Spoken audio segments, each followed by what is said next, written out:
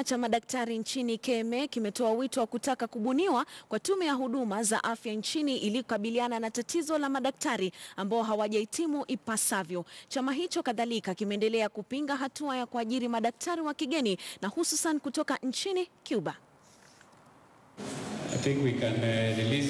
Mkutano wa Baraza Kuu la Kitaifa la Chama cha Madaktari nchini KMA umefanyika jijini Nairobi, baadhi ya maazimio yao yakiwa kupinga kuajiriwa kwa madaktari wa kigeni. The association expresses dissatisfaction on the methodology of engagement, registration and licensing of foreign healthcare practitioners whose qualifications are unclear.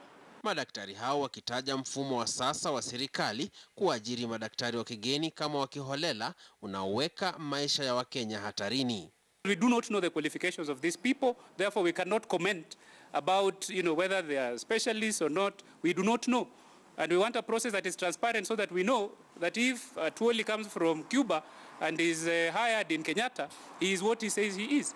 Madaktari hao wanataka kubuniwa kwa tume mahususi ya huduma za afya itakayoweka wazi vigezo vya kuajiri wahudumu wa afya wakiwemo wale wa kigeni kama njia moja ya kufanikisha mpango wa afya kwa wote unaopigiwa debe na serikali. Kenyans are dying because of the disorganization in the health sector, and people are framing it as a political contest between doctors and politicians. We have absolutely no dog in that fight.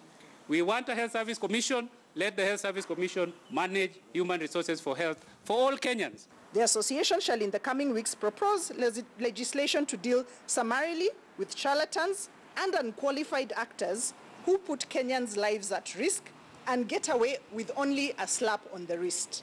Tamko hili la chama cha madaktari linakuja siku chache baada ya taarifa kuchapishwa kwenye mtandao wa halmashauri ya kuajiri madaktari, wahudumu wa afya na madaktari wa meno kuhusu kupokonywa leseni daktari mmoja kutoka Cuba aliyetumwa kuhudumu katika kaunti ya Turkana kwa kosa la kushindwa kutekeleza majukumu yake.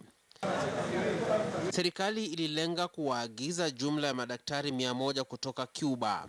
Kwa sasa serikali imezindua majaribio ya mpango wa afya kwa wote katika kaunti 4, mpango utakaogharimu kima cha shilingi bilioni 3.17. Mark na Maswa, KTN News.